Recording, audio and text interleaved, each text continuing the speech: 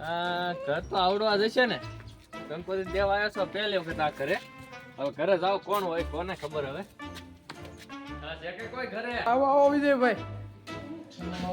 કેમ છે? બસ શાંતિ છે. બહુ વાકેર હો તમે તો.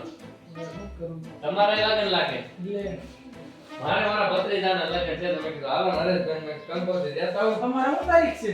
અમારે 29 છે. 29 તો અમારે છે. લે તો બધું હારે છો ને. હાલે કર્યું. તો હાલો હવે લખી નાખો રે. જે નવરા હોય એ પોગી જાય પાછા બધા. કાઈ